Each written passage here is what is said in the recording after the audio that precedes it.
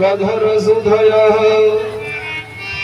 पूरयन् गोपवृन्दैः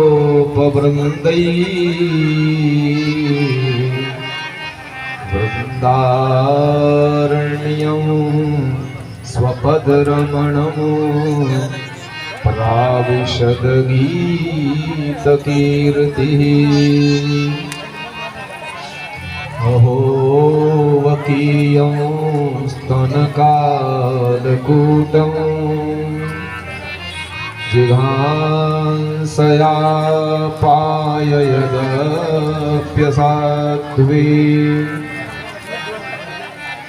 देवे गतिं धात्रिचितां ततोऽन्यं कंबादयानो शरणं व्रजेम। बोलिए बांके बिहारी लाल की, श्रीमद्भागवत महापुराण की, सद्गुरुदेव भगवान की, सती मैया की जय जय श्री राम। आइए फिर अपने मन को एक बार कथा में लेकर के चलें। थोड़ी देर की बात और है।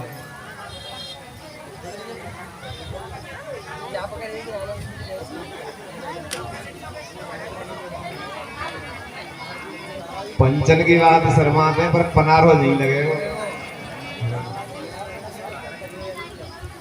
आइए एक बार फिर कथा में चलते हैं। भगवान आज 4 वर्ष के हो गए। 4 वर्ष के हुए तो बाबा नंद मन में विचार करते हैं कि हमें इस जगह को छोड़ देना चाहिए। क्यों? क्योंकि जब से लाला को जन्म भयो है तब से कोई न कोई उत्पात यहाँ रोज हो रहे हैं। कभी पूतना आ जाती है, कभी शकटासुर आ जाता है, कभी तृणावर्त आ जाता है, कभी कुछ हो जाता है, कभी कुछ हो जाता है। तो नंद बाबा के छोटे भैया हैं, नाम है उपनंद। उन्होंने एक जगह बताई। मैं भैया मैंने एक जगह देखी है। कौन सी है बताते हैं। वनम वृंदावनम नाम पशव्यं नवकाननम गोप गोपी गवां सेव्यं पुण्याद्रे तृणविरुधम। उपनंद ने कहा भैया नंद मैंने एक जगह देखी है। कौन सी है? वृंदावन। वृंदावन के पास में ही यमुना मैया है। वृंदावन के पास में ही गोवर्धन पर्वत है जिस पर हम अपनी गायों को चराया करेंगे और बगल में यमुना में जल पिला दिया करेंगे और बहुत बढ़िया जगह है, तुम चलो वहीं रहेंगे। तो सभी ने अपना अपना सामान गाड़ियों में भर लिया और सब वृंदावन की ओर चल दिए। आप में से भी किसी का मन है क्या जाने का वृंदावन? हमारा मन ना तुम्हारा, हम तो नहीं बढ़िया है, अपनी बढ़िया चरी रखाएंगे और गैया चराएंगे। बढ़िया है, कोई बात ना, हम जा रहे हैं अकेले, तुम यही बैठो सब, ठीक है। आइए तन से यहाँ बैठे रहिए और मन से सभी वृंदावन चलते हैं। बिहारी जी महाराज के दर्शन करके अभी लौट के आते हैं। चलिए।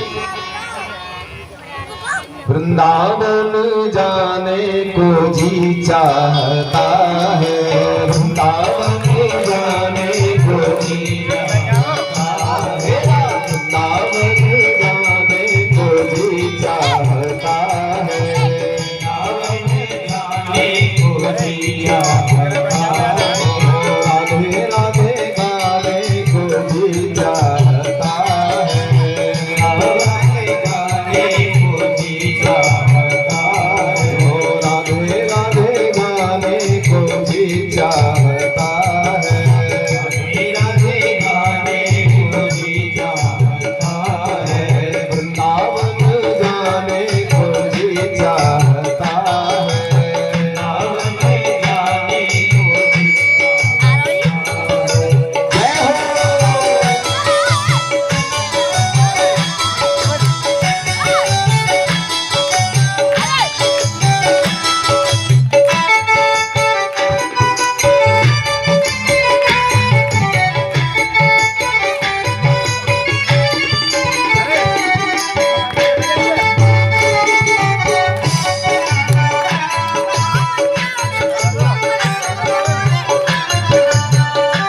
क्या है वृंदावन में बताते हैं। वृंदावन में बांके बिहारी,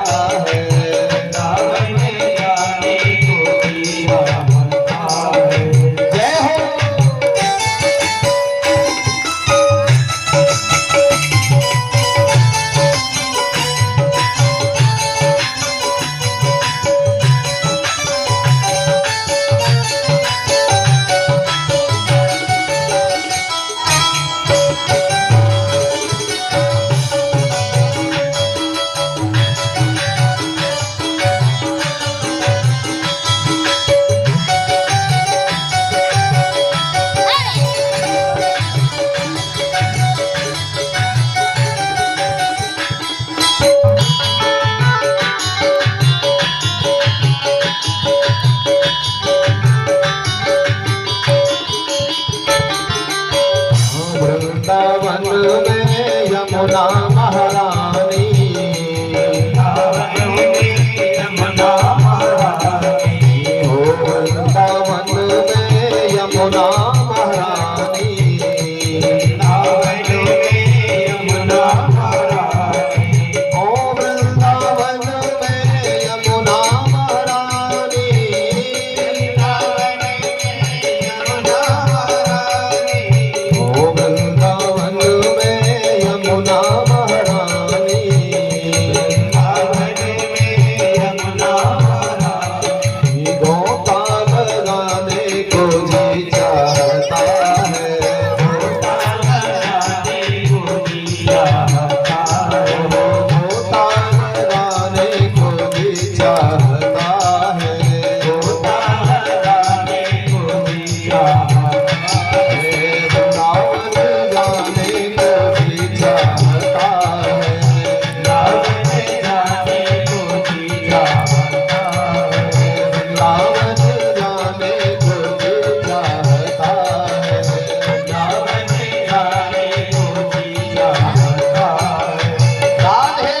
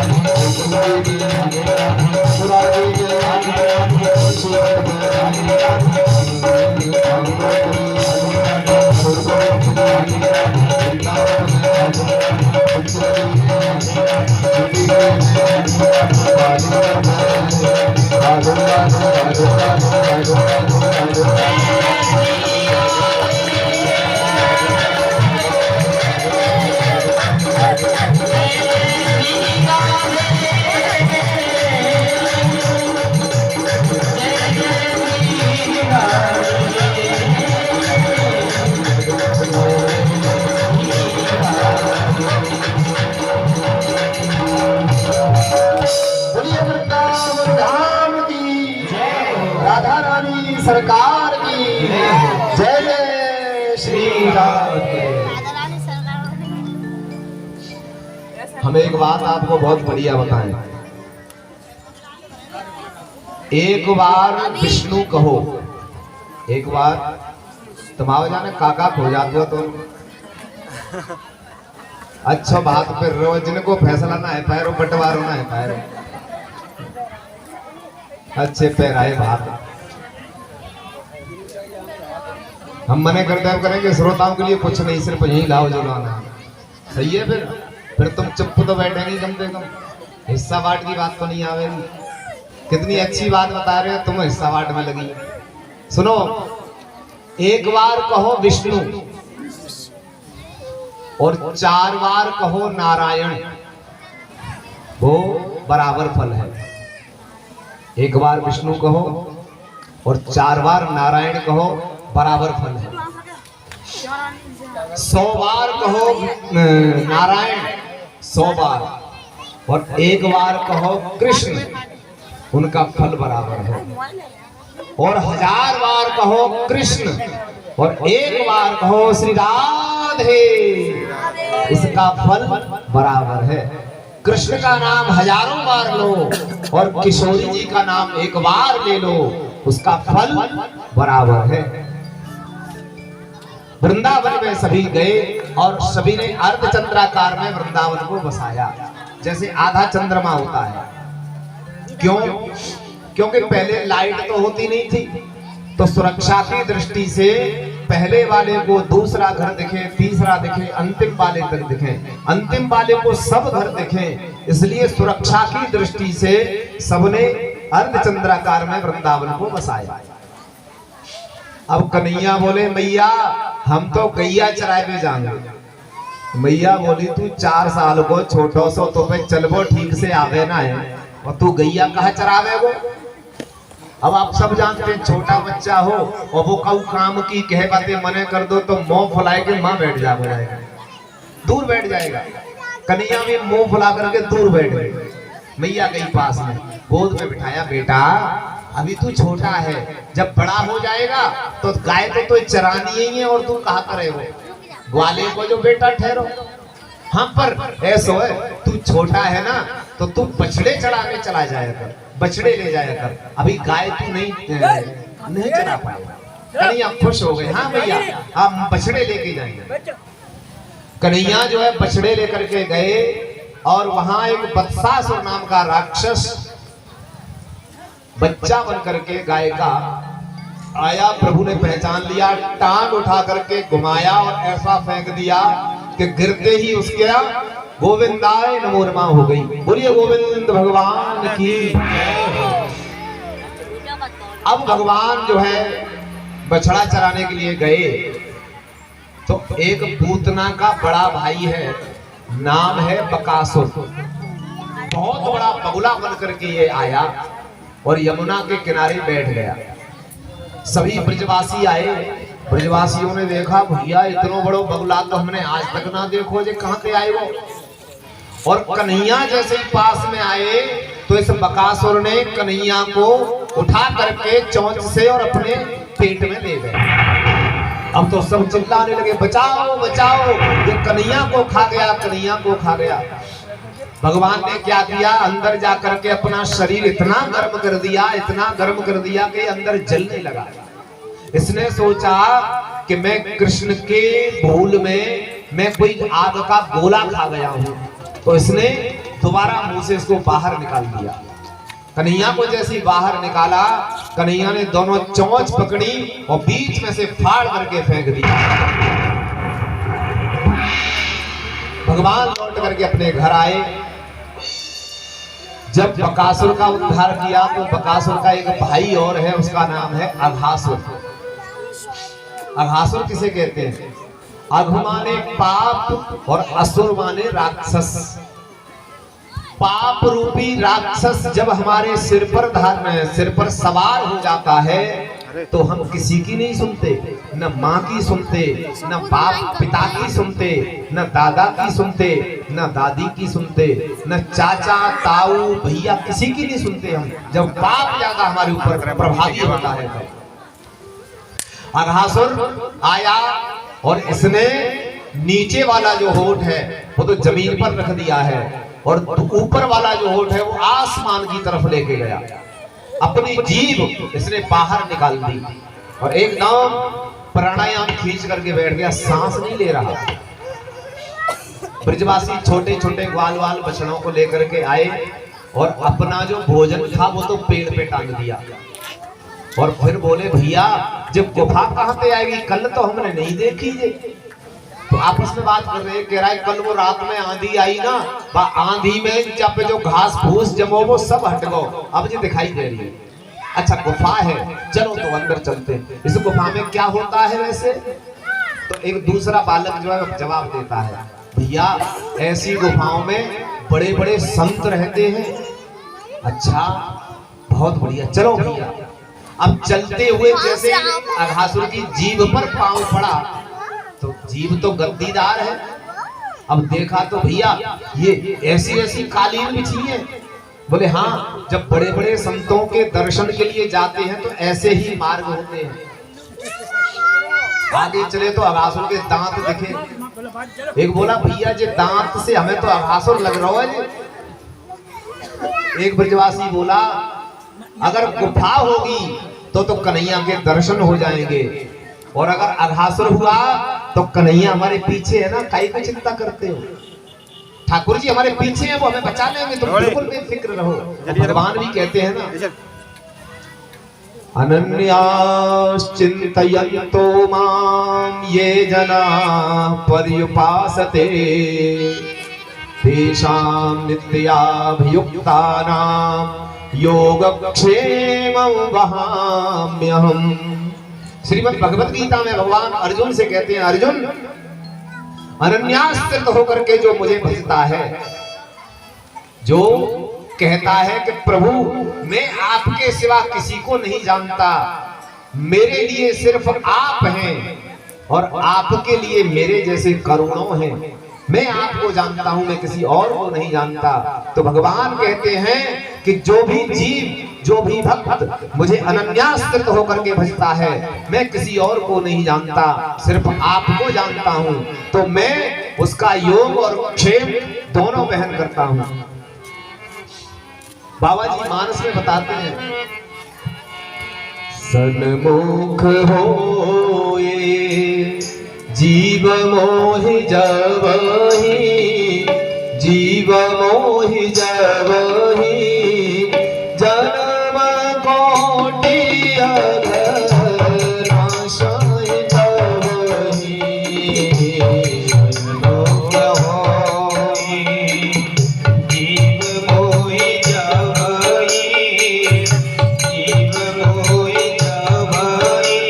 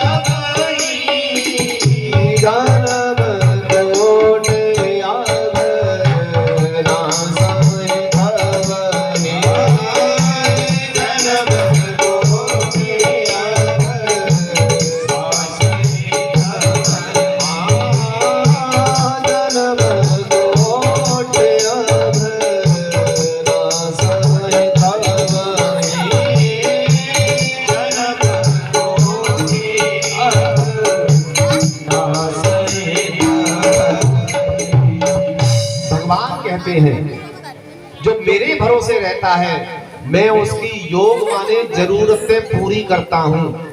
योग माने जो हमारे यूज का, हमारे उपयोग में लाने वाला जो सामान है, मैं उसकी व्यवस्था करता हूँ। और क्षेम माने मैं उसकी रक्षा भी करता हूँ, मैं उसकी सुरक्षा भी करता हूँ। ब्रजवासी चलते हैं आगे। भैया ये खूंटी का ही है। तो एक कहता है कि ये जब बड़े बड़े संतों से, महान संतों के जब दर्शन करने जाते हैं तो सामान को इन खूंटियों पर टांग करके जाते हैं, सामान लेके नहीं जाते। ठीक है भैया, जो भी सामान था वो टांग दिया, चल दिए आगे। अब अघासुर इतनी देर से सांस बंद करके बैठा था, हल्की सी उसने सांस बाहर निकाली तो एकदम गरम गरम दुर्गंध युक्त वायु आई, बदबू आई। ब्रजवासी बोले भैया ये बदबू का ही आ रही है। तो एक बोला कैसा है, संत तो प्राणायाम खींच जाते हैं, समाधि लगा जाते हैं, उन्हें तो पता नहीं रहता। कोई जंतु जानवर गया होगा, वो मर गया अंदर, और जब संतों ने प्राण वायु बाहर छोड़ी है, जब प्राणायाम की वायु बाहर छोड़ी है, तो उस सड़े हुए जानवर को की गंध को लेकर के वो वायु बाहर आई है, इसलिए दुर्गंध आ रही है। ठीक है भैया, चलो अंदर। अब अघासुर सोच रहा है, वो तो ताली बजा करके नाच नाच के जा रहे हैं। कन्हैया पीछे से आवाज लगा रहे हैं, अरे ब्रजवासियों रुक जाओ, ये गुफा नहीं, ये तो अघासुर है, ये तो पापी है, अघासुर है, अघासुर है। लेकिन किसी ने नहीं सुना। क्यों? क्योंकि जब पाप ज्यादा प्रभाव करता है तो हमें सुनाई नहीं देती बातें, ग्रंथों की, गुरुजनों की, संतों की बातें नहीं समझ में आती। और अघासुर सोच रहा है कि मैं जिसके लिए आया हूं वो तो अभी आया ही नहीं। भगवान ने कहा जब मेरे भक्त चले गए तो मैं कहां रह जाऊंगा। प्रभु गए जैसे ही अंदर अघासुर के मुंह में, अघासुर ने अपना मुंह बंद कर लिया। प्रभु जाकर के सीधे वहां बैठ गए जहां से ये श्वास लेता है, उस छिद्र पर जाके बैठ गए। और जब श्वास छिद्र पर बैठे जाकर के और काफी देर तक जब ये श्वास नहीं ले पाया तो इसका ब्रह्मांड फटा और भगवान ने इसकी गोविंदा बोलिए, गोविंद भगवान की, इसका उद्धार किया। प्रभु ने सभी ग्वाल वालों को बाहर निकाला और अपनी अमृतमयी दृष्टि से सबको जीवित किया। और जीवित जब किया तो सब ब्रजवासी बोले कन्हैया भूख लगी है, चल भोजन करेंगे।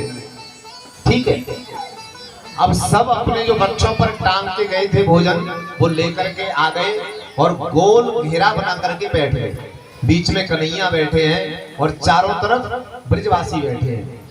और भगवान कैसे भोजन कर रहे हैं श्री सुखदेव जी वर्णन करते हैं। बिभ्रद वेणु जठर पटयो श्रृंगवेत्रे च कक्षे वामे पाणौ मसृण कवलौ तत्फलान्यंगुलीषु तिष्ठन् मध्ये स्वपरिसुहृदे हासयन् नर्मभिस्वैः स्वर्गे लोके मिशति बुभुजे यज्ञभो बालकेलिः। भगवान कैसे बैठे? बिभ्रत वेणुं जठर पटयो श्रृंगवेत्रे च कक्षे। गोस्वामी जी सुखदेव जी कहते हैं भगवान ने क्या किया, जो काली कमली है वो तो कमर से बांधी और बंसी को यहाँ लगा दिया। बैंत जो है, जो लकड़ी है जिससे बछड़ों को चराते हैं, वो लकड़ी बगल में रख ली। एक हाथ पर दही और भात ले लिया प्रभु ने, और अचार उंगलियों में यहाँ पर ऐसे करके यहाँ अचार लगा लिए। अब भगवान पा रहे हैं भोजन। कोई ग्वाल वाल कहता है कन्हैया एक मेरे हाथ से, तो हाँ तू खिला दे। दूसरा कहता है लला मेरे हाथ से, तो ला तू भी खिला दे। सबके हाथ से भगवान खा रहे हैं। अब ब्रह्मा जी को पता चला कि अघासुर मर गया तो भगवान का उद्धार, भगवान का अवतार हो गया। भगवान ने अवतार ले लिया। ब्रह्मा जी आए दर्शन करने, और दर्शन करने आए तो देखा कि ये तो जूठा मीठा सब खा रहा है, ये कैसा भगवान है। अरे भोजन हाथ पैर धो करके, पवित्र हो करके, शुद्ध हो करके, एकांत में बैठ के भोजन करना चाहिए, और ये कैसा भगवान है जो जूठा मीठा सब खा रहा है। शास्त्र कहता है नोचिष्ठम कस्यचित् दद्यात्, न जूठा किसी का खाना चाहिए और न जूठा किसी को खिलाना चाहिए, शास्त्र कहता है। कभी कभी लोग कहते हैं कि जूठा खाने से प्रेम बढ़ता है, बढ़ता होगा भैया, पता नहीं, आपको जानकारी होगी जो जूठा खाते हैं। हमारा शास्त्र तो ये कहता है न जूठा किसी का खाना चाहिए और न जूठा किसी को खिलाना चाहिए, ये शास्त्र कहता है। और ब्रह्मा जी कहते हैं ये कैसा भगवान है, सब जूठा मीठा खा रहा है। अब भगवान को पता चल गया, ब्रह्मा जी आ गए, तो भगवान बोले ब्रह्मा जी एक लीला और देखो। अब ब्रह्मा जी देख रहे हैं वहां से। भगवान ने कहा श्री रामा, जो भगवान का मित्र है, बड़ा गरीब है बेचारा। भगवान ने कहा श्री रामा, हाँ कन्हैया, आज मैं तेरे घर का भोग पाना चाहता हूँ, आज मैं तेरे घर का भोजन पाना चाहता हूँ, तू अपने घर से लेकर के आ। श्री रामा दौड़ते दौड़ते दौड़ते दौड़ते अपनी माँ के पास पहुंचा और कहा, माँ हम आज बड़भागी हैं, हम भाग्यशाली हैं, आज कन्हैया ने मेरे घर का भोग मांगा है, तू तेरे पास जो भी हो तू ला करके मुझे दे दे। कन्हैया ने मांगा है तो मैया कहती है श्री रामा, बेटा आज तो मेरे पास कुछ भी नहीं है, हाँ तू कल की कह देना, कल मैं उसके लिए बढ़िया खीर बनाऊंगी, तू उसे खीर ले जाकर दे देना। श्री रामा कहता है मैया, अगर कन्हैया ने कल नहीं मांगा तब, उसने मांगा तो आज है ना, तेरे पास आज जो भी हो तू मुझे दे दे। तो मैया कहती है लाला, मेरे पास तो 3 दिन की खट्टी कढ़ी रखी है और मेरे पास कुछ नहीं है। श्री रामा कहता है मैया तू उसी को दे देला। और 3 दिन की खट्टी कढ़ी लेकर के श्री रामा दौड़ लगाता है। कन्हैया के पास पहुंचने से पहले उसने सोचा कि जो राजा का बेटा है, जिसके गौशाला में 9 लाख गायें बनी हैं, क्या मैं उसको 3 दिन की खट्टी कढ़ी खिलाऊंगा? नहीं, मैं नहीं खिलाऊंगा। और ये कढ़ी में फेंक भी नहीं सकता, क्योंकि कन्हैया का नाम इस पर लिख गया है, कन्हैया का भोग ये बन गया है, तो मैं भगवान के भोग को फेंक भी नहीं सकता। और 3 दिन की खट्टी कढ़ी मैं कन्हैया को पिला नहीं सकता, तो झाड़ी के बगल में खड़ा होकर के खुद पीने लगा, कढ़ी को पीने लगा। कन्हैया ने दूर से देख लिया, श्री रामा भैया तू क्या कर रहा है, मैंने अपने लिए वस्तु मंगवाई है, तू खा रहा है। तो श्री रामा ने जैसे ही देखा कन्हैया दौड़ करके आ रहा है, तो क्या किया, जल्दी में पूरा पात्र मुंह में उड़ेला और पूरा पात्र डाला, तो यहाँ से गिरने लगी कढ़ी। तो भगवान ने अंजलि बना करके उस कढ़ी को पीना प्रारंभ किया। कढ़ी जब पूरी खत्म हो गई तो प्रभु ने दोनों कान पकड़े श्री रामा के और अपनी जिह्वा निकाल करके उसके होठों को चाटने लगे। प्रभु ऐसे दयालु, ऐसे कृपालु प्रभु की शरण में हम अगर नहीं जाते तो हमसे बड़ा पापी, हमसे बड़ा अपराधी और कौन हो सकता है।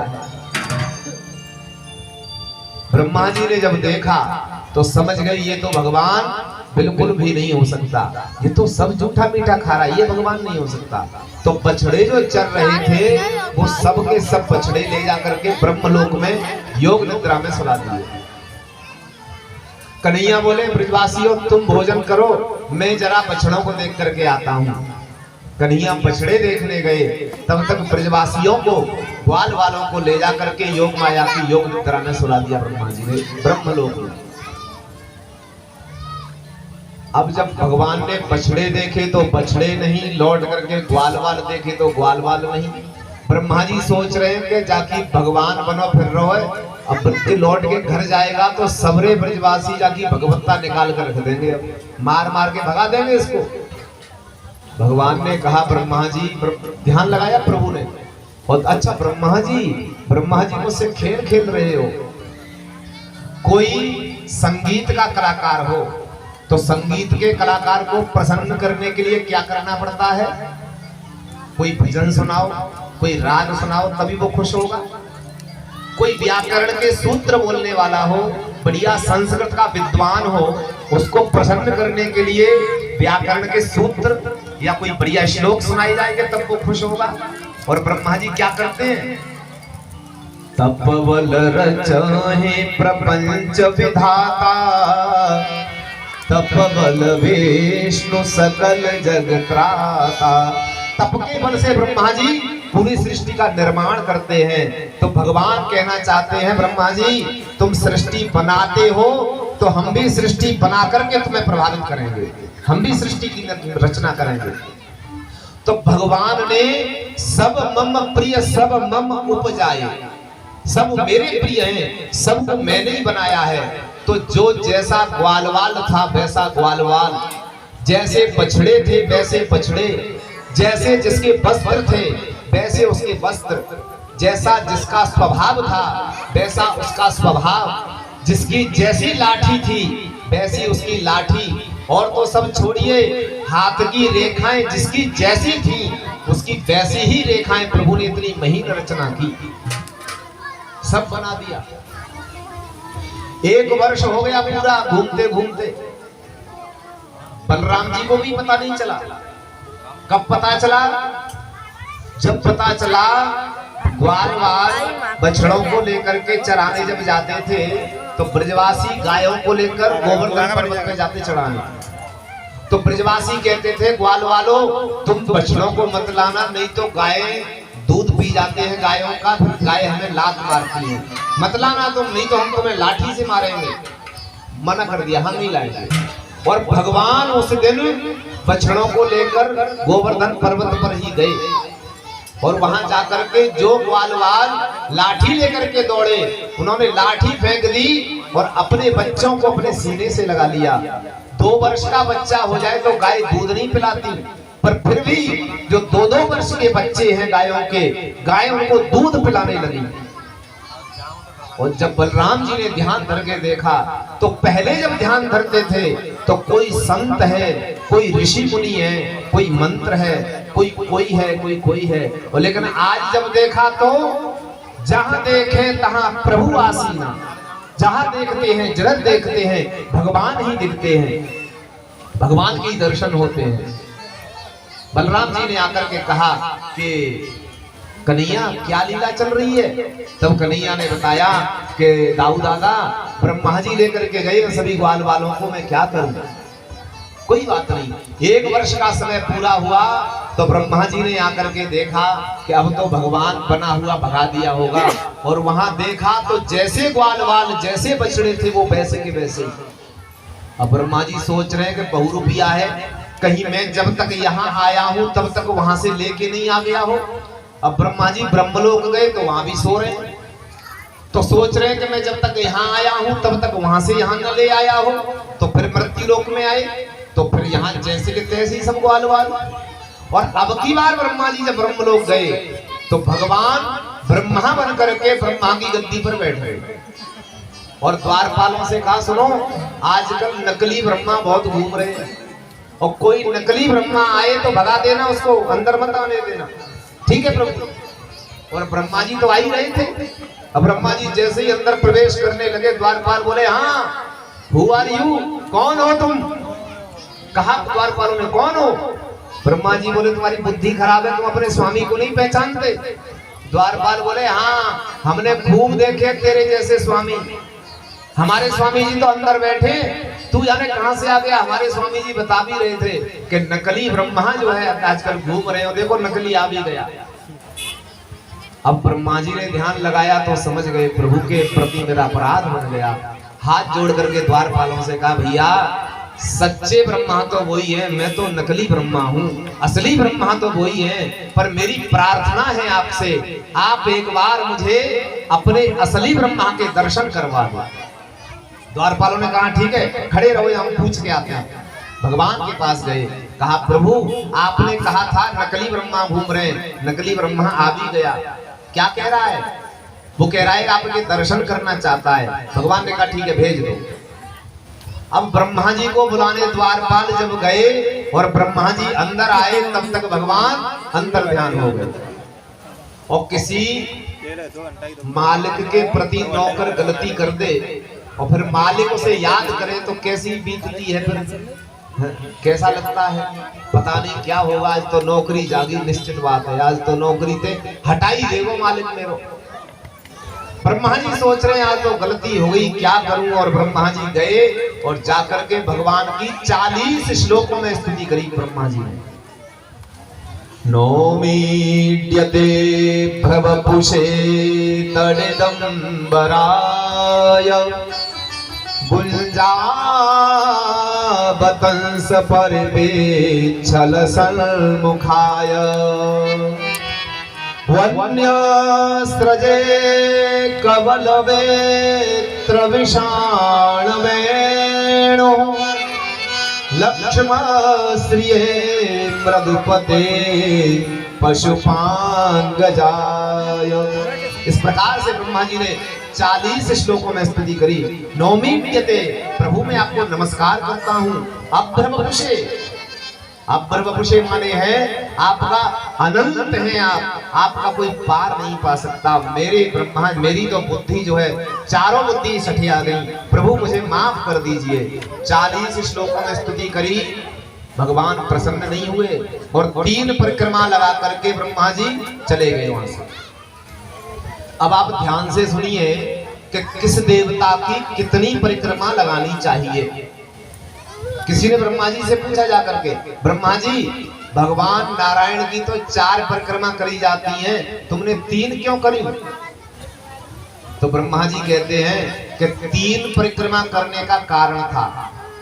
पहला कारण तो ये था कि डर के मारे तो हालत खराब थी, कहीं अपना मेरा पद न छीन ले, तो डर की वजह से मैं तो 3 परिक्रमा करके और भाग आया। और दूसरी बात यह है कि 3 परिक्रमा गणेश जी की जाती है। गणेश चौथ जो भी व्रत रखते हैं, जो गणेश जी की पूजा करते हैं, उनको 3 परिक्रमा गणेश जी की करनी चाहिए। और मेरी बुद्धि भी खराब हो गई थी, तो बुद्धि देने का काम गणेश जी महाराज का है, तो मेरी बुद्धि को भी भगवान ने ठीक किया, इसलिए मैंने गणेश जी मान करके भगवान की 3 परिक्रमा करी। अब सुनिए कौन से देवता की कितनी परिक्रमा करें। तो एका चंड्या रबौ सप्त तिस्र दद्याद् विनायके चतस्र नारायणो देवो शिवस्यार्ध प्रदक्षिणा। मैया की हम पूजा करते हैं, मैया कोई सी भी हो, यदि हम मैया की पूजा करते हैं तो मैया की हमें 1 परिक्रमा लगानी चाहिए। अब जब हम जैसे लगाते हैं, कभी कभी हमारा मन करता है तो 108 लगा लो, तो 108 लगाने में कोई दोष नहीं है, लगानी चाहिए, बढ़िया बात है। और परिक्रमा हमें किस प्रकार लगानी चाहिए ये भी हमें पता होना चाहिए। हम गिरिराज जी परिक्रमा लगाने जाते हैं और हम लोगों से कहते हैं हमने 3 घंटा में परिक्रमा पूरी कर दी, तुमने कौन सा जग जीत लो भैया, क्या तुमने बड़ी उपलब्धि हासिल कर ली? हमारी परिक्रमा में 4 कैसी होनी चाहिए? परिक्रमा लगाने का मतलब ये नहीं कि हम जितनी जल्दी परिक्रमा कर लें उतना बढ़िया है, नहीं। ध्यान से सुनिए, एक 7 महीने का गर्भ जिस स्त्री के गर्भ में हो, पेट में हो, 7 महीने का बच्चा जिस स्त्री के पेट में हो, और उस स्त्री की जो चाल होती है वो जिस चाल से चलती है उस चाल से हमें परिक्रमा लगानी चाहिए। परिक्रमा का अर्थ यह है यानि कानिच पापानि जन्मांतर कृतानि च तान सर्वाणि नश्यन्तु प्रदक्षिणां पदे पदे। इसका ये अर्थ है कि हमने जो भी पाप करे हैं जाने में या अनजाने में, उन सभी पापों को नष्ट करने के लिए हम परिक्रमा लगाते हैं। और परिक्रमा में हमारे जितने पैर ज्यादा चलेंगे, जितने पग हम ज्यादा चलेंगे, तो पग पग पर हमारे पाप नष्ट होते हैं। एक पग रखा तो पाप नष्ट हुए, दूसरा रखा तो पाप नष्ट हुए, ये शास्त्र कहता है। इस विधान से हमें परिक्रमा करनी चाहिए बड़ा आराम आराम से। एक परिक्रमा मैया शेरावाली की, 7 परिक्रमा सूर्य भगवान की। हम सूर्य भगवान को यदि अर्घ देते हैं, घर में जो बिजली है उसका बिल नहीं भरेंगे तो कनेक्शन कट जाएगा। और भगवान सूर्य हमें जीवन देते हैं, भगवान सूर्य हमें प्रकाश देते हैं, हम उनके लिए कभी एक लोटा जल नहीं दे सकते, कभी नहीं दे पाते, समय ही नहीं। भगवान सूर्य आत्मा है, चंद्रमा मन है। अगर हमारा मन विचलित रहता है, अगर हमारा मन उथल पुथल रहता है, तो हमें चंद्रमा की आराधना करनी चाहिए, हमें चंद्रमा के मंत्र का जप करना चाहिए। सूर्य भगवान की 7 परिक्रमा लगानी चाहिए और 3 परिक्रमा गणेश जी की लगाई जाती है। दुर्गा मैया की 1, सूर्य की 7, गणेश जी की 3, भगवान विष्णु की 4, हवन कुंड की या भगवान विष्णु की 4 परिक्रमा। कम से कम 4 से ज्यादा कितनी भी लगाओ कोई बात नहीं है, बढ़िया है। और भगवान शंकर की आधी परिक्रमा लगाई जाती है। जहां से जल निकलता है उस जल को कभी लांघना नहीं चाहिए। हम जो है जल्दी में जाते हैं, जल निकलता है उसको लांघ करके दूसरी तरफ पहुंच जाते हैं, बहुत गलत करते हैं हम। क्योंकि वो जल लहरी जो होती है उसको माता पार्वती का स्वरूप बताया है और उस जल लहरी को कभी हमें लांघना नहीं चाहिए। अगर वो पत्थर से ढकी हुई है तो लांघने में कोई दोष नहीं है। शिव जी की आदि परिक्रमा, जल जहां निकल रहा है वहां तक जाइए, जल माथे से लगाइए, फिर घूम करके जल तक पहुंचिए, फिर माथे से लगाइए, लौट करके सामने आकर के प्रणाम कर लीजिए। भगवान शंकर की परिक्रमा हो जाती है। और जिस देवता की हमें नहीं पता कि कितनी परिक्रमा करनी है, उस देवता की हमें 3 परिक्रमा कम से कम करनी चाहिए। आ गया समझ में? मैया शेरावाली की 1, सूर्य भगवान की 7, गणेश जी की 3, भगवान विष्णु की 4 और भगवान शंकर की आधी। और जिस देवता की हमें नहीं पता कितनी परिक्रमा करनी है, उस देवता की हमें 3 परिक्रमा कम से कम लगानी चाहिए। ज्यादा से ज्यादा जितनी तुम्हारे पैरों में ताकत हो उतनी लगाइए। अब ब्रह्मा जी वहां से चले गए, भगवान प्रसन्न नहीं हुए। भगवान प्रसन्न नहीं हुए। श्री सुखदेव जी वर्णन करते हैं, परीक्षित, गोपाष्टमी आती है, भगवान जब 5 वर्ष के हो गए, 5 साल के भगवान हुए, तो कार्तिक शुक्ल पक्ष अष्टमी तिथि से प्रभु ने गाय चराना प्रारंभ किया, जिसको हम और आप गोपाष्टमी के नाम से जानते हैं। भगवान ने गाय चराना प्रारंभ किया। प्रभु गाय चराते हैं। ताल वन में जाकर के धैनकासुर नाम के राक्षस का उद्धार किया। और आज बलराम जी का जन्मदिन है और बलराम जी के जन्मदिन के दिन गाय चराने की तो कर दी छुट्टी प्रभु ने। और एक बात सोच रहे हैं कि ब्रज में 2 कालियां हैं, उनमें से एक ही कालिया रहेगा, या तो कृष्ण कालिया रहेगा या नाग कालिया रहेगा। भगवान ने मन में विचार किया और सभी ग्वाल वालों से कह रहे हैं, चलो खेलने चलते हैं। कहां? बोले काली देह पे। ब्रजवासी बोले, भैया हम नहीं जाएंगे, काली देह पे तो बहुत बड़ा भयंकर सांप है, हम नहीं जाएंगे। कन्हैया ने बलराम जी से कहा, बलराम जी ने जो धमकी दी तो सब तैयार हो गए, चलो चले गए। भागवत में तो नहीं है पर गर्ग संहिता में आता है कि गेंद का खेल प्रभु ने खेला।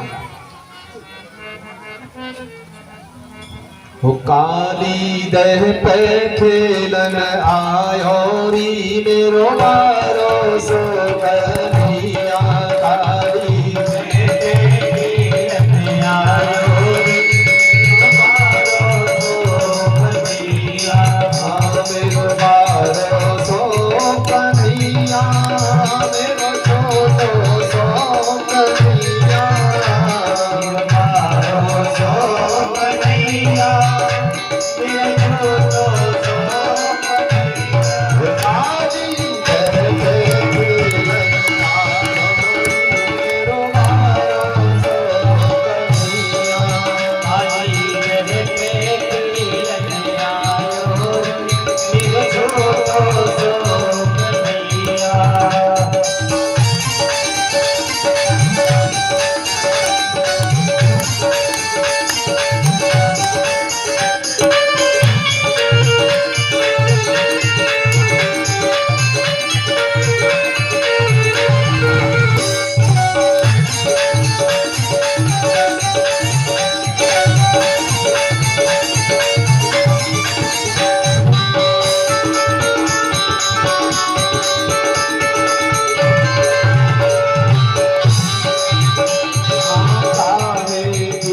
पट गेंद बनाई, काली की पट गेंद बनाई, काहे की पट गेंद बनाई, काली की पट गेंद बनाई, काहे की पट गेंद बनाई, काहे की पट गेंद बनाई, काहे को डंडा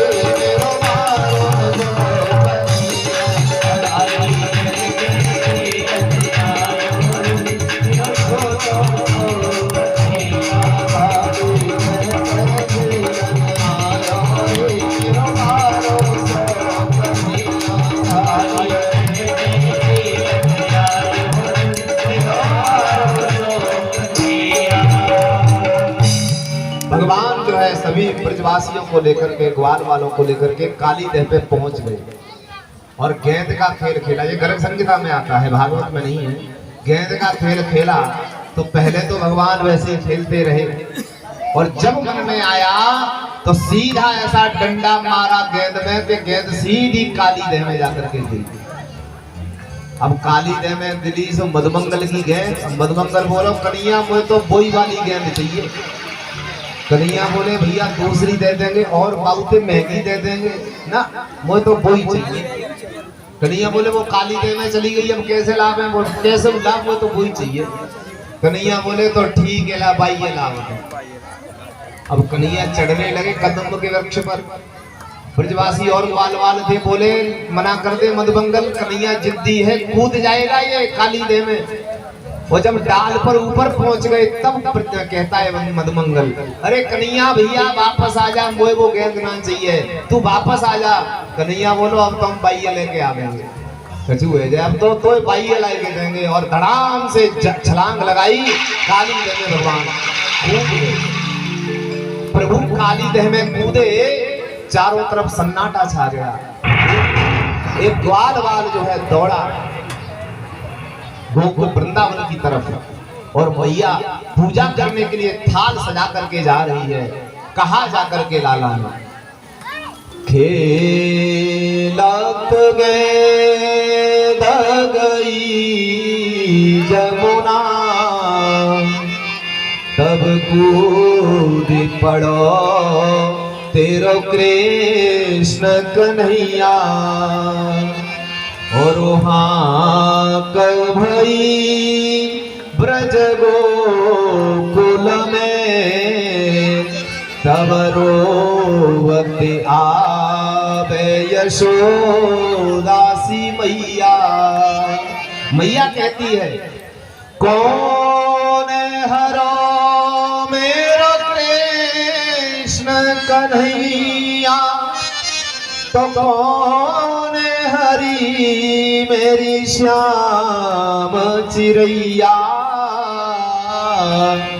मैं और को लेके करूंगी कहा, मेरे तीनों लोक को मोल कन्हैया। और मैया रोती है, पटक खाती है, खड़ी हो जाती है, फिर गिर जाती है, दौड़ती है माँ, और पूरा वृंदावन, पूरा ब्रज जाकर के काली रे को घेर लिया सबने। और सब आवाज लगाते हैं लाला तू कहाँ है बेटा, तू कहाँ है, तू जल्दी आ जा। सब लोग विलाप कर रहे हैं, सब लोग रो रहे हैं। और भगवान नीचे पहुंचे दह में।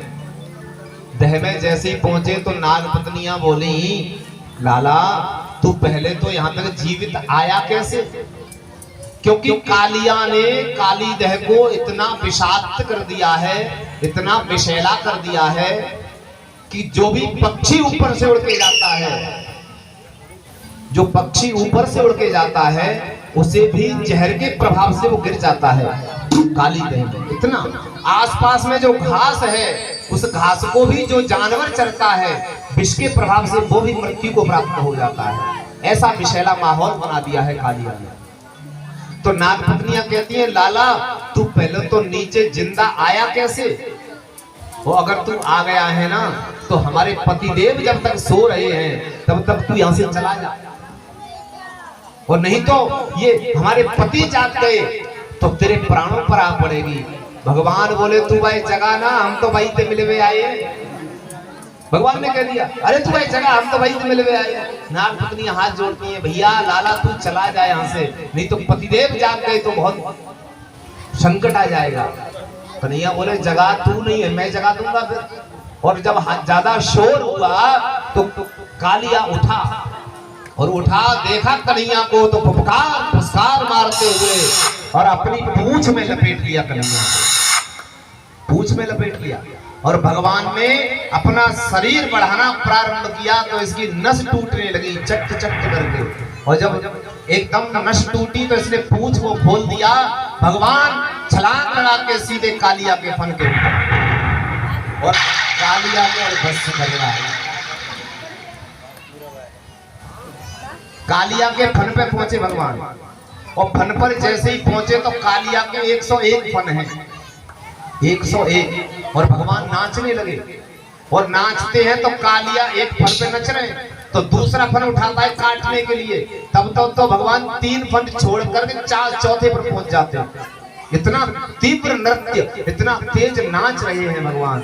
आपने कीर्तन एक सुना होगा, पहले नटवर नागर नंदा भजोरे मन गोविंदा, नटवर प्रभु का नाम यहीं से पड़ा। भगवान ने बड़ा सुंदर जो है दिव्य नृत्य किया, और जब 2 फनों के बीच में भगवान का चरण आता है तो फन बीच में से फट जाते हैं, तो रक्त की वजह से भगवान के चरण लाल लाल हो गए हैं, और कालिया जो है अंतिम सांसें गिरने लगा। बहुत बुरी हालत कालिया की हो गई। नाग पत्नियों ने आकर के हाथ जोड़े और कहा प्रभु न्यायो हि दंडा कृतकील विशेष में स्तवावतार खलनी ग्रहाय रिपो सुताना मपितुल्य दृष्टे धत्से दवां फलमेवानुशंसन। नाग पत्नियां कहती हैं प्रभु आपका तो अवतार ही खलों को यानी दुष्टों को दंड देने के लिए होता है। मैं प्रार्थना करती हूँ आपसे, हम प्रार्थना करती हैं। क्या करती हैं प्रार्थना नाग पत्नियां? न नाक पृष्ठम न च सार्वभौमो न पारमेष्ठ्यं न रसाधिपत्यं न योग सिद्धिरपुनर्भवं वा वाञ्छन्ति त्वत्पादरज प्रपन्ना। क्या कहती हैं प्रभु? न नाग पृष्ठम, न हमें मृत्यु लोक चाहिए, न सार्वभौमम, न हमें पूरी दुनिया का राज्य चाहिए, न पारमेष्ठ्यम, न ब्रह्मलोक चाहिए, न वैकुंठ चाहिए, न स्वर्ग लोक चाहिए। तो भगवान बोले प्रार्थना क्यों कर रही हो जब कुछ नहीं चाहिए? तो प्रार्थना तो तभी करी जाती है ना जब कुछ चाहिए। तो नागपत्नियां कहती हैं प्रभु वाञ्छन्ति त्वत्पादरज प्रपन्नः, हम आपकी शरण में हैं, हमें आपके चरणों की रज चाहिए। भगवान कहते हैं बड़ी चालाक हो, अभी हम जल में खड़े हैं तो हमारे चरण पर रज कहां से आई? तो हम पृथ्वी पर पहुंचेंगे तब चरण से रज लगेगी। तो सीधे सीधे क्यों नहीं कहती? तो हाथ जोड़ के कहती हैं प्रभु पति प्राण प्रदीयता, हमारे पति के प्राणों को आप हमें दे दीजिए और हमें कुछ नहीं चाहिए, हमारे पति को छोड़ दीजिए। भगवान ने कहा ठीक है। कालिया से बोले कालिया चल ऊपर। अब कालिया जब ऊपर जाने लगा तो भगवान से बोला प्रभु एक बात बताओ, भगवान ही कारणम तत्र, प्रभु मैंने जो भी ये विषैला किया है वो सब का कारण आप हैं। भगवान बोले हम क्यों कारण है भाई? तो कालिया कहता है कि ये बताओ इस दुनिया को किसने बनाया? भगवान बोले हमने। हम नागों को किसने बनाया? भगवान बोले हमने। हम नागों में विष किसने भरा? भगवान बोले हमने। और हमारा दुष्ट स्वभाव किसने दिया? भगवान बोले हमने। तो आप कारण हुए नहीं हुए? हमें बनाया, हमें विष दिया, हमारा स्वभाव बुरा दिया, इसमें कारण तुम ही हो। भगवान बोले वो बात सब ठीक है, हमने दुनिया बनाई, हमने नागों को बनाया, हमने तुम्हारे अंदर विष भरा, हमने तुम्हें दुष्ट स्वभाव दिया और इसके बाद हमने तुम्हें रमणक द्वीप भी तो दिया जहाँ सब नाग ही नाग रहते हैं, जहाँ सब सर्प ही सर्प रहते हैं। और तुम किसी के घर में जबरदस्ती घुसोगे तो तुम्हारी पूजा नहीं होगी, फिर तो तुम्हें डंडे ही पड़ेंगे। जबरदस्ती क्यों जाओगे किसी के यहाँ? तुम्हें रमणक द्वीप दिया है वहां चले जाओ। कालिया कहता है महाराज मैं वहां जाऊंगा तो गरुड़ जी मुझे खा जाएंगे। भगवान कहते हैं हमारे चरणों के चिन्ह तुम्हारे मस्तिष्क पर अंकित हो गए हैं, गरुड़ जी तुमसे कुछ नहीं कहेंगे, तुम जाओ यहाँ से। कालिया वहां से विदा लेता है। भगवान उस रात्रि वहीं रहे और रात में पूरे वन में आग लगा दी और अग्नि का प्रभु ने पान किया वहां। ऐसी लीला श्री सुखदेव जी वर्णन कर रहे हैं। वर्षा ऋतु आई और वर्षा ऋतु में वेणु गीत का जो है व्याख्यान श्री सुखदेव जी महाराज ने किया। भगवान ने 2 बार बांसुरी बजाई।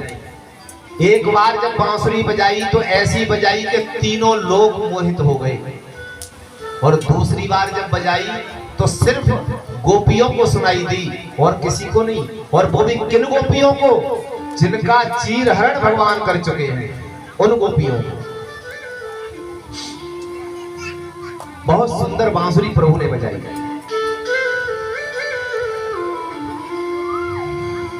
ब्रज गोपियां कात्यायनी की पूजा करती हैं। मैया कात्यायनी की क्यों करती हैं? क्योंकि कृष्ण हमें पति रूप में मिल जाएं, इसलिए मैया कात्यायनी की पूजा करती हैं। करती कैसे हैं? जिन वस्त्रों से घर के सारे काम करती हैं उन्हीं वस्त्रों को उतार करके रख देती हैं, निर्वस्त्र होकर के यमुना में स्नान करती हैं और फिर उन्हीं वस्त्रों को पहन करके मैया कात्यायनी की पूजा करने जाती हैं। आप भी पूजा करते हैं। पूजा करने में सबसे पहला जो काम है वो ये है कि सबसे पहले हमें शुद्ध होना चाहिए, हमें पवित्र होना चाहिए। कुछ कहते हैं कि जब मन शुद्ध है तो नहवे ते का फायदा, जब तन में ते बबकाई दे आ रही है तो मन कहां ते शुद्ध है जाओ। तन में ते जब भयंकर बदबू आ रही है, बगल में कोई बैठने के लिए तैयार नहीं है तो मन कहां से शुद्ध हो जाएगा? तन और मन दोनों की शुद्धता जरूरी है। शास्त्र कहता है कि मन को शुद्ध करना है तो तन को शुद्ध करो, तब मन शुद्ध होगा। स्नान करना बहुत जरूरी है। पूजा करते समय हमारे शरीर पर वो वस्त्र नहीं हो जिन्हें रात में पहनकर हम सो जाते हैं। ध्यान से सुनना, जब भी हम पूजा करें, चाहे हम 5 मिनट करें, चाहे हम 10 मिनट करें, चाहे हम 1 घंटा करें, लेकिन पूजा जब करें तब हमारे शरीर पर वो वस्त्र नहीं हो जिनको पहन करके रात में हम सोते हैं। वो भी वस्त्र नहीं हो जिनको पहनकर हम दिशा मैदान जाते हैं, मलमूत्र त्याग करते हैं। वो भी वस्त्र नहीं होने चाहिए। पूजा करते समय शुद्ध पवित्र वस्त्र होने चाहिए, एकदम बढ़िया धुले हुए। आसन जरूर होना चाहिए, चाहे तो कुशाका हो चाहे ऊन का हो। 2 आसन सर्वश्रेष्ठ बताए गए हैं, चाहे तो ऊन का ले लो चाहे कुशाका ले लो।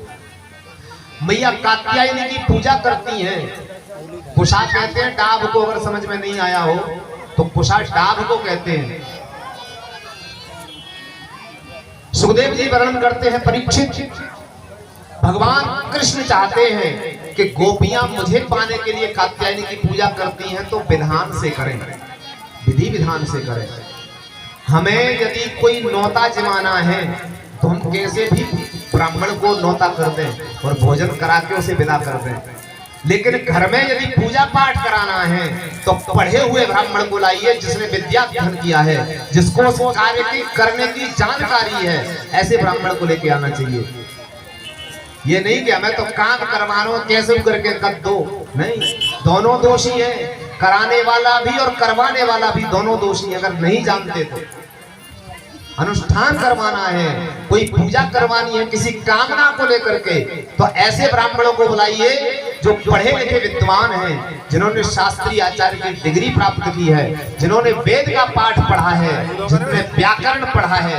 ऐसे ब्राह्मणों को बुलाइए जो बढ़िया ढंग से हमारी पूजा कराएं। कात्यायनी मैया की पूजा करती हैं सभी गोपियां। वस्त्र उतार करके रख देती हैं, निर्वस्त्र होकर के जल में स्नान करती हैं। एक दिन भगवान ने आकर के गोपियों के वस्त्रों को लेकर के पेड़ पर टांग दिया। गोपियां जो है किनारे की तरफ देखने लगी तो कहा हमारे वस्त्र कहाँ गए। ऊपर देखा तो कन्हैया बैठे हैं, वस्त्र लटक रहे हैं। कन्हैया से कहती हैं गोपियां, कन्हैया श्याम सुंदर ते दास्यः करवाम तबोदितं देहि वासांसि धर्मज्ञ नो चेद्राज्ञे ब्रुवामहे। चारों वर्णों की गोपियां हैं, ब्राह्मण, क्षत्रिय, वैश्य और अन्य वर्ण। तो चारों अपनी अपनी बात कह रही हैं, सुनिए ध्यान से। सबसे पहले जो अन्य वर्ण की दासियां हैं, जो गोपियां, वो कहती हैं श्याम सुंदर ते दास्य, हे श्याम सुंदर हम आपकी दासी हैं, आप हमें वस्त्र दे दीजिए। जो वैश्य वर्ण की हैं वो कह रही हैं करवाम तबोदितम, प्रभु जो आप कहोगे वो हम करेंगे, आप हमारे वस्त्र दे दीजिए। और जो ब्राह्मण वर्ण की है वो कहती हैं देहि वासांसि धर्मज्ञ, ए धर्म को जानने वाले कन्हैया तुम हमारे वस्त्र दे दो। और क्षत्रिय वर्ण तो वैसे ही गर्म होता है। क्षत्रिय वर्ण की गोपियां कहती हैं नोचेत राज्ञे ब्रुवामहे, तुमने यदि हमारे वस्त्र नहीं दिए तो हम राजा कंस से जाके शिकायत कर देंगे, हमारे वस्त्र दो। भगवान बोले जैसे गई थी वैसे ले जाओ। गोपियां कहती हैं कि हम तो निर्वस्त्र हैं जल में।